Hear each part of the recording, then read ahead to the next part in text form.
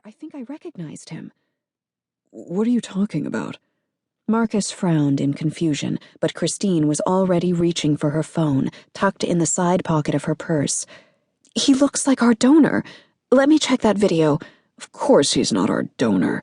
Marcus snorted, then faced front, shrugging it off. But he looked a lot like him. Don't be silly. Marcus started the engine, still shaking his head. I know what I saw. Did you see the video? No, and what's up with Al? What kind of guy follows serial killers?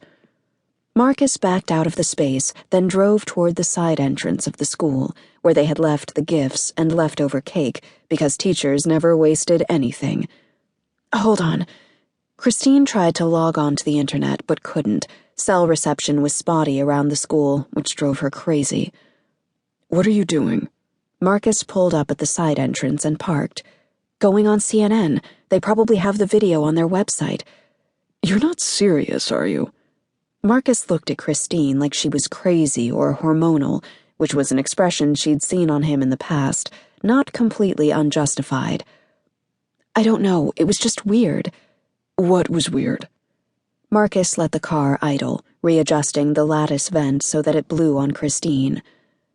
I just took a look at the TV, and it struck me all of a sudden. That's him. It was like I recognized him. You think that guy was our donor? Marcus's lips parted in puzzlement. He's just a guy on a news story. But he was blond and tall, and he had those eyes, his blue eyes. A lot of guys look like that. My dad does. I do. Marcus opened the car door, and the hot air blew in. Stay here. Try to relax. I'll load the trunk and drive you home. I don't want you driving like this. We'll get your car later. I can drive. I'm fine. No, sit tight. Marcus got out and shut the car door, and Christine returned her attention to her iPhone. She tried again to get online, but there was no service. She knew she'd have better luck near the office, so she opened the door and got out of the car. She walked down the sidewalk until she saw a bar pop onto the top of her iPhone screen, then logged onto the internet. She typed CNN into the search function and tapped through to the news of the day until she got to the third story, with the heading, Suspected Serial Killer Apprehended. Christine, I thought you had left. Pam emerged from the front doors with a surprised smile, carrying 3 tote bags. Marcus is just packing up. Thanks so much again. Christine tried to put on a happy face, but she was dying to look at the CNN video. She slipped the phone into her pocket as Marcus returned to the car with the bags and started loading the trunk, which caught Pam's attention. Oh, I could have given him a hand, Pam said, waving to Marcus, who shut the trunk. Thanks, he's got it, and you're carrying enough. When are we ever not carrying enough? Did you see my new bag, by the way? My daughter gave it to me.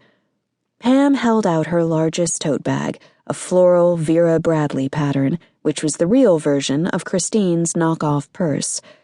Gorgeous. Teacher porn. Hey, ladies, Marcus called out, striding toward them, his hand in his pocket. Pam, you sure know how to throw a party. Thanks again. Happy to do it. Honey? Marcus took Christine's arm, and they walked as a threesome toward his car, which was in the same direction as the parking lot.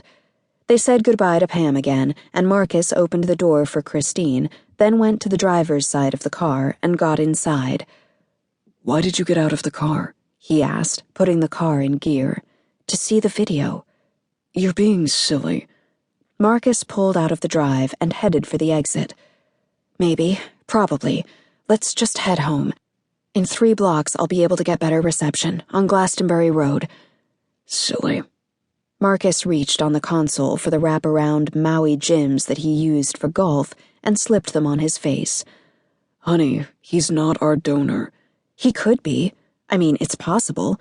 No, it's not possible. It's out of the question. I can't even believe you're serious. They screen these donors. I'm sure they do some, but how much? And what? Christine thought about it. She had never asked anyone the question about what kind of screening they did for donors. She remembered reading some boilerplate on the site and wished she had paid more attention. These are reputable banks. We were referred to them by Dr. David.